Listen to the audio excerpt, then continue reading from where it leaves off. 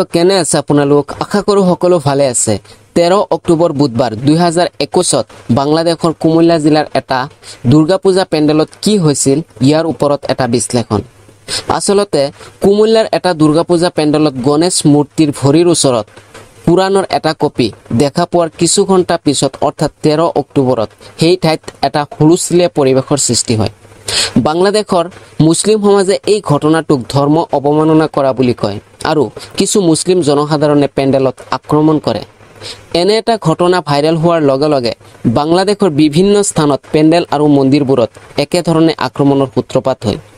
এই কাৰ্যটো কোনো হিন্দু ব্যক্তিয়ে কৰা বুলি ভাবি তেনেধৰণৰ কেইবাটাও আক্ৰমণ সংগঠিত হয়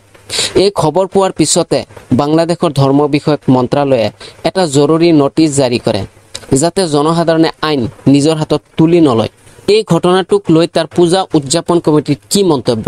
কুমিল্লা মহানগৰ পূজা উদযাপন কমিটিৰ সাধাৰণ সম্পাদক শিৱপ্ৰসাদ দত্তই কয় সেই পূজা পেণ্ডেলৰ গাৰ্ড যেতিয়া টোপনি মাৰি আছিল হয়তো তেতিয়া পেণ্ডেলত কোনোবাই পুৰাণৰ এটা কপি ৰাখি থৈ গৈছিল এই ঘটনা সন্দৰ্ভত IANSৰ কি ৰিপৰ্ট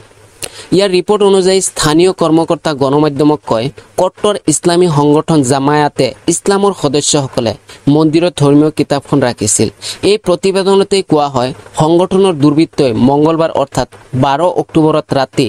নানুৱাৰ দিঘিৰপাৰ মন্দিৰত গণেশৰ মূৰ্তিৰ পাদদেশত ধৰ্মীয় কিতাপখন ৰাখিছিল আৰু তেওঁলোকে তাৰ ছবি ক্লিক কৰি তাৰ পৰা গুচি যায় উল্লেখিত কথাবোৰৰ পৰা স্পষ্ট বুজা যায় যে এই কাৰ্যটো নিশ্চয় উদ্দেশ্য প্ৰণোদিত আছিল সাম্প্ৰদায়িক সংঘৰ্ষৰ এটা পৰিকল্পনা কৰা হৈছিল এইখিনিতে আৰু এটা উল্লেখনীয় বিষয় হ'ল এনে আন এক অনুৰূপ ঘটনা 2016 চনতো বাংলাদেশত হোৱা দেখা গৈছিল 2016 চনত কুমিল্লাৰ ব্ৰাহ্মণপাৰা এটা মছজিদত পুৰাণ অৱমাননাৰ অভিযোগত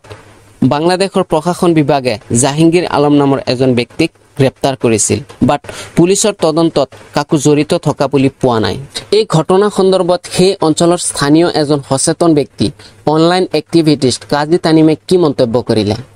তেখেতে কয় উল্লেখিত মণ্ডপটো এটা অস্থায়ী মণ্ডপ কেৱল দুৰ্গা পূজা উদযাপন উপলক্ষে 10 দিনৰ বাবেহে সেই মণ্ডপটো তৈয়াৰ কৰা হয় আৰু পূজা শেষ হোৱাৰ পিছতে মণ্ডপটো ভাঙি দিয়া হয় তেখেতে আৰু কয় কুৰাণখন একেবাৰে সন্মুখৰ পিনে গণেশ মূৰ্তিৰ কুলাৰ ওপৰত ৰখা আছিল যাতে সকলোৰে চকুত পৰে কিন্তু পূজাৰ কাৰণে তৈয়াৰ কৰা যিটো মূৰ্তি সেই মূৰ্তিটোৰ ওপৰত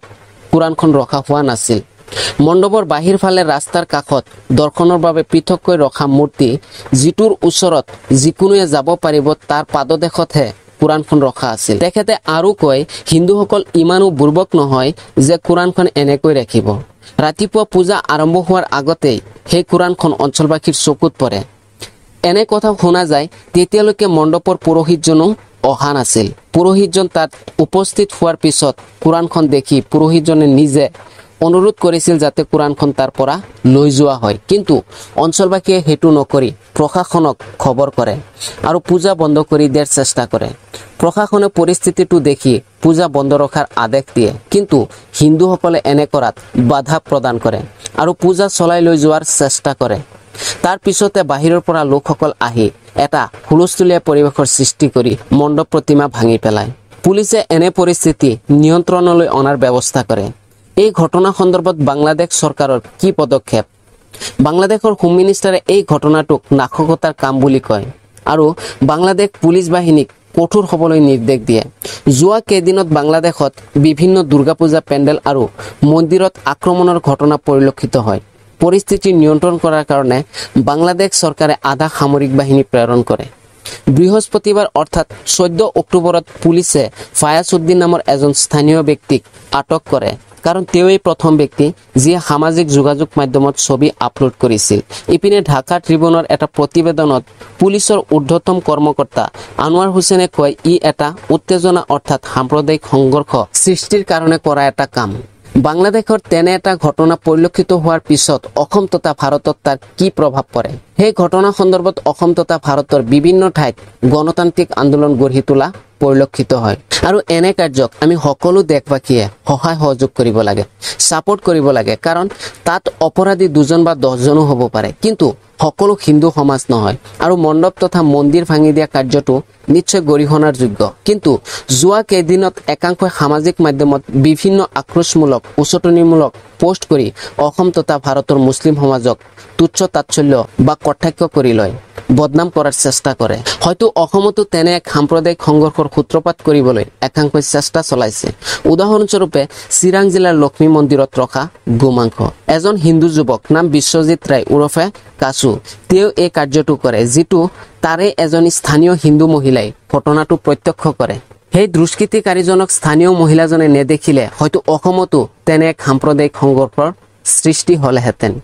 এই অভাৰঅল ঘটনাটোত মোৰ কি মন্তব্য শুনক। অসম কিংবা উত্তৰ প্ৰদেশ, ভাৰত কিংবা বাংলাদেশ, আমেৰিকা নাইবা আফগানিস্তান, অৰ্থাৎ দেশ যিয়েই নহওক সকলোতে দুটা বা তিনিটা ফৈদ থাকে। এটা ফৈদে যদি দেশত শান্তি বিচাৰে, আন এটা ফৈদে সংঘৰ্ষৰ সৃষ্টি কৰে, অৰ্থাৎ কিছু সংখ্যকে শান্তিক সহ্য কৰিব নোৱাৰে, যাৰ জ্বলন্ত উদাহৰণ হৈছে সত্যৰঞ্জন বৰা, শিলাদিত্য, বিনয় বনিয়া, শ্বেৰমান আলী, বিশ্বজিৎ ৰায় ওৰফে কাছু আদিৰ দৰে ব্যক্তিসকল। ঠিক তেনেকৈ বাংলাদেশ এখন মুছলিম কাণ্ট্ৰি বুলি তাত যে এনে কোনো অপশক্তি নাই তেনে হ'ব নোৱাৰে। কিন্তু এজন দুজন বা 10জন ব্যক্তিৰ কাৰণে পূৰ্ণ জাতি বা সত্তাটোক দোষাৰোপ কৰি আক্ৰমণৰ লক্ষ্য কৰি লোৱাটো ঠিক নহয়। এই ক্ষেত্ৰত দেশৰ চৰকাৰে কঠোৰ আৰু তীক্ষ্ণ দৃষ্টি ৰাখিব লাগে, অন্যথা বাংলাদেশ চৰকাৰ বা তাৰ সচেতন ৰাইজে সেই বিষয়টোক শান্তিপূৰ্ণ কৰাৰ বাবে শক্তিশালী পদক্ষেপ হাতত লৈছে বুলি জনা যায়। অৱশেষত বাংলাদেশৰ ঘটনাটোৰ সন্দৰ্ভত আপোনালোকৰ কি মতামত? সেই কাৰ্যটো কোনো হিন্দু ব্যক্তিয়ে কৰিছে বুলি ভাবেনে? নিজৰ বিবেকক প্ৰশ্ন কৰক আৰু কমেণ্ট বক্সত লিখক। ভিডিঅ'টো ভাল লাগিলে বন্ধুসকললৈ শ্বেয়াৰ কৰি দিয়ক।